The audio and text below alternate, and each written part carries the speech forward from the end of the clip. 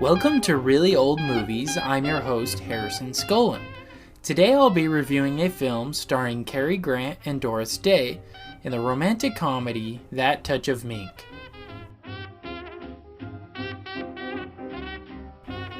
Alright, so now I'll get into my thoughts on the plot, the acting, the directing, cinematography and special effects, and the music for the film That Touch of Mink. So, starting with the plot, I gave a 3 out of 5. I think it's kind of a silly story, kind of a silly plot. You kind of need to take it with a grain of salt because many rom-coms, especially in this era, the story itself is not meant to be taken seriously. It's not really the focus. Their main focus is on the romance between the two leads. And, personally, I wasn't a huge fan of how quickly they fell in love. I mean, it was literally a day, right? But that's normally how it happens in these movies, right? It's never realistic. And honestly, I wasn't too sure why Cary Grant was wanting to date Doris Day. I mean, other than she was beautiful, right? That's what he kept saying. But it kind of felt out of left field, kind of weird. But like I said, I think the focus was mainly on the romance and the banter between the two characters, not necessarily why they're in love or how they fell in love or any of the plot around it. It's just mainly focused on their romance. So, give it a 3 out of 5. Now, acting, despite what I said about the plot, I loved Cary Grant and Doris Day. I think they had a great romantic presence. I think it was pretty believable, despite how fast it was, that they did really love each other. And as always, Cary Grant brings a lot of professionalism and charm to this role, but also some pretty slapstick moments. That's what I really like about him, is he doesn't take himself too seriously. He can have some pretty comedic moments. I think nowadays a pretty comparable actor would be George Clooney. He's pretty serious, but he's also kind of funny too. So, but like I said, I really love Cary Grant. He's one of my favorite actors, if not my favorite actor of all time. And he's just great in this role. Now, Doris Day, this is my first experience watching a film she's in, and I thought she was amazing. She was really, really funny. And a scene that really stood out to me of when I really loved her acting abilities and who she was as a character is she decides to call back the unemployment office guy who's kind of a creep who wants to go on a date with her to kind of make Cary Grant jealous, which it does end up working, right?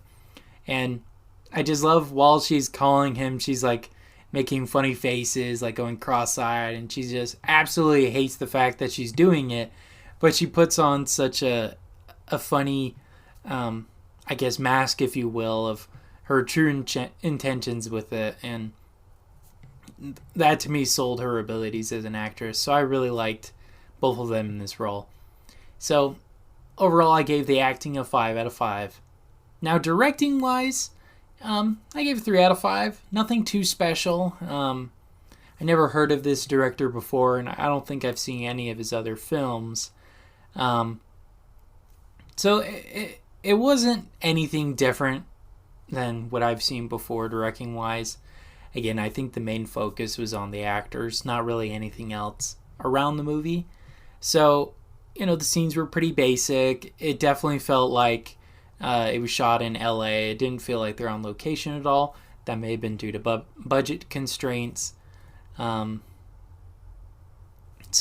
it was fine. Many of the scenes were comedically set up well, and I guess the scenes in the office were pretty funny too. I think it was fine. It was average directing. Nothing really that stands out.